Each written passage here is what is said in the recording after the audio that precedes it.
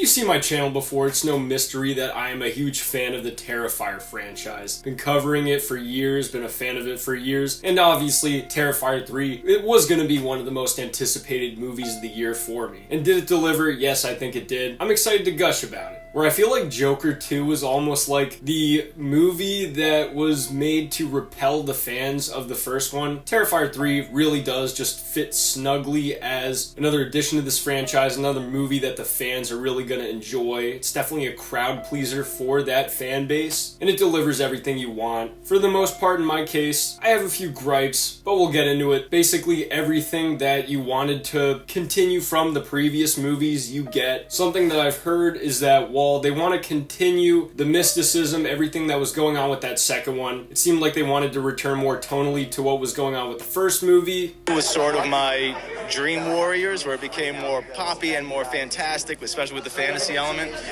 But I didn't want to make that mistake of now going too far in that direction. I wanted to reel it in and go back to what everybody sort of liked about art in the first place, which was that grittier Grindhouse vibe. So this may be the darkest and most disturbing one, believe it or not, but it still very much has the tone of part two, just the bigger scope, and we're following, obviously, Sienna and the lore that we set up.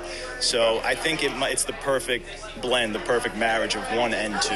Okay, so what I'm hearing is you made Dream Warriors, but we don't want to head towards Freddy's Dead. Correct. Yeah, I want to go back to Nightmare on Elm Street, the original now, if I can. Yeah. And although I appreciate that, I do kind of miss how unapologetically insane that second movie was. And in this one, it feels like they reined it back a bit. For some people, that's definitely going to work a lot better. The blend is going to be something that is more for other people than me. But as someone who was really on board for how kind of comic booky, odd, and out there that second one was, and even kind of digging how unexplained some of that stuff was, there were aspects of this that just felt like some of the movie. It felt like not that it was a shame to be what it was or to continue with those mystical aspects, but it seemed like it wanted to play a little bit more coy with them. And I kind of understand that, despite wishing that it was more in line with what was going on in Terrifier 2. But I'll get more into what I'm mixed about later. Overall, this movie was very much what I wanted it to be. It delivered the Terrifier experience that I wanted, especially a Christmas Terrifier movie. They of course find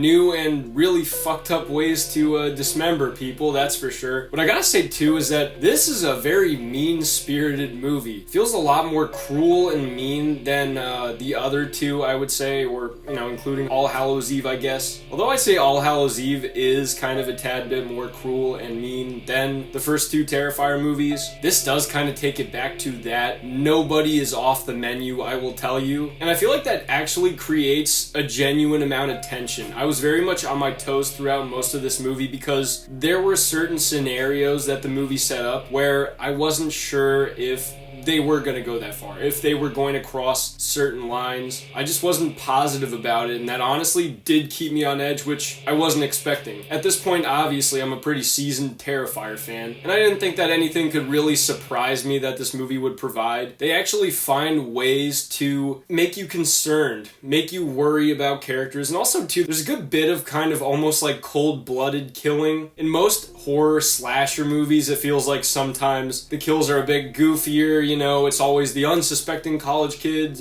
stuff like that. But there are some cases of like begging for their lives, stuff like that, which is like, it goes into what I'm talking about with the mean-spiritedness, the cruelness. The movie does not hold back in any way. And it does ride that balance. I will say it rides that balance. I don't think that it's going to be something that just alienates anyone who's not already a fan of these movies. Most likely not. But whereas, you could be lulled into a false sense of knowing what you're getting into, this movie gives you a bit of a shot in the arm and saying, you don't know everything. You don't know what we're gonna do. And I kind of dig that about it. I like that these movies continue to keep me guessing. I've talked about it before, but it feels like each Terrifier movie, and I'm including All Hallows Eve in this, basically each one is a stepping stone that continues what went on with the previous movie, taking the criticisms, figuring out what the fans want, and kind of delivering a more pure Terrifier experience the next go-around. With All Hallows Eve, you had this anthology where Art the Clown is the basic connecting factor, but he's not in the whole movie. Although I'd say he's the main focus, he's not exactly what the whole movie is following. You have different stories, creatures, different things other than Art the Clown. So it's got that going on. Damien Leone realized that this is the standout of the movie and of his work. I think that he realized and applied that to the future. Gave Art the Clown his own movie with Terrifier, which is just full-on mayhem, murder, all that. But as many noted, there wasn't a lot of meat on the bone. So what he wanted to do with Terrifier 2 was very much take a comic book mythology kind of route with. Flesh out the story, flesh out characters, give you protagonists that you could root for, and give Art the Clown a rival, which all my favorite horror movies, all my favorite slashers, especially the 80s slashers, they have that. Nancy and Freddy, Chucky and Andy. I always go back to those examples, because I love seeing that dichotomy of the main character that reoccurs and the slasher that keeps coming back. Some of my favorite entries in horror franchises are the ones that build off of that previously established relationship between the protagonist and the slasher. And this movie very much takes that, runs with it, with Sienna and Art the Clown. Lauren Rivera,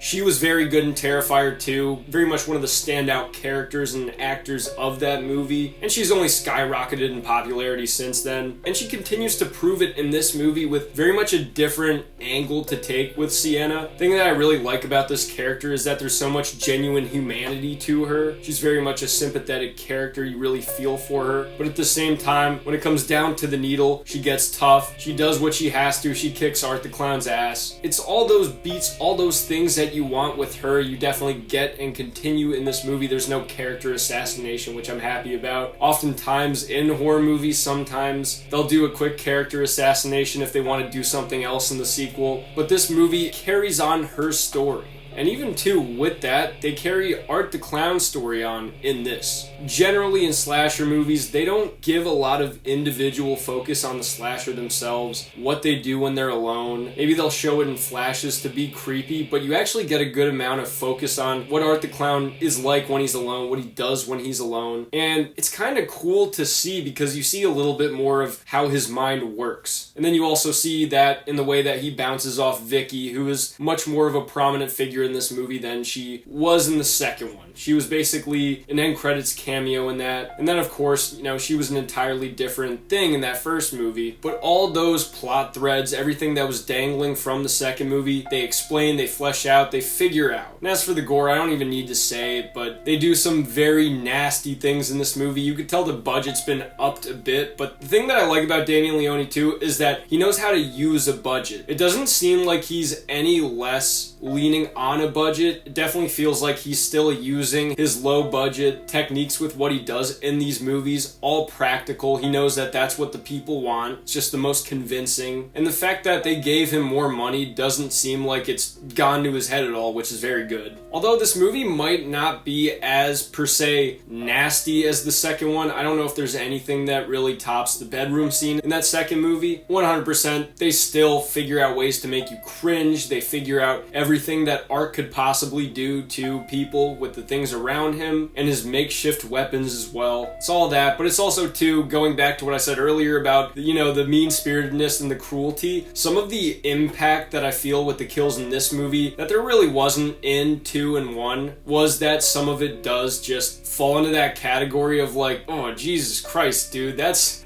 dark. It's one of those kinds of things. It gives it a little bit more impact than it did in some of the previous kills in the previous movies. We also get a bit more answers as to what's going on. Not a whole lot, don't expect some exposition scene exactly where they just say this is everything that's going on. We still are a little bit in the dark of the whole nature of what's going on, but you do learn a good bit. I will say though, getting into mixed things, they are a bit more sheepish about the mysticism in this movie than they were in the second one. But as per the clip I showed you earlier, I do think that that was some of the intention, bringing it back a bit more to that first movie rather than the second movie, reining it in, not letting it get too far, which I kind of understand that approach. I do get it, but at the same time, I wish that it was a little bit more unapologetically like that second movie. I think maybe some of the disconnect too was that that second movie just knocked my socks off so much that it was going to be a tough act to follow. I think Damien knew this, so he tried to take a different approach, and while I ultimately think he made the right decision instead of just being like, oh well,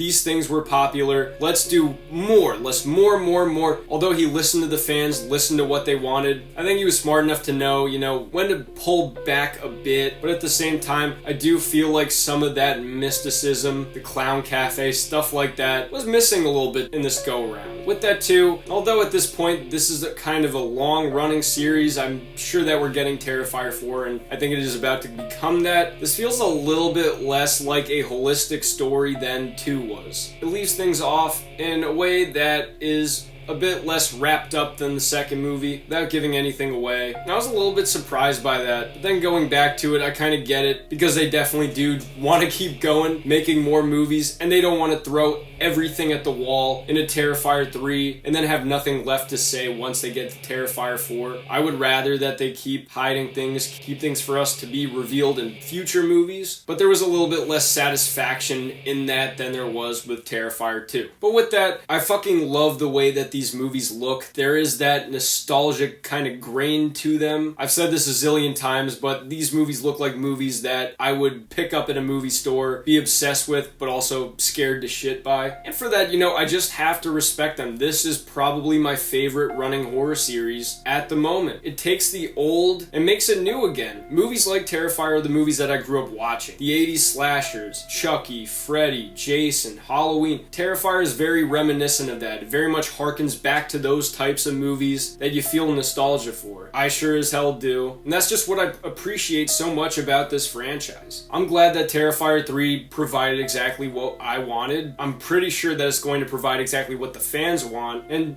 I saw it in a packed audience tonight. It got a standing ovation. A lot of people stood up and clapped at the end. This is the perfect October horror movie to be released in theaters. So I recommend you go out, watch it, see it with a big group, bring your friends. Definitely make sure that you are in league with a big crowd when you see this movie. But those are my thoughts on Terrifier 3. Let me know what you guys think in the comments section. I'd love to hear. I'm GM Light. Have a good one.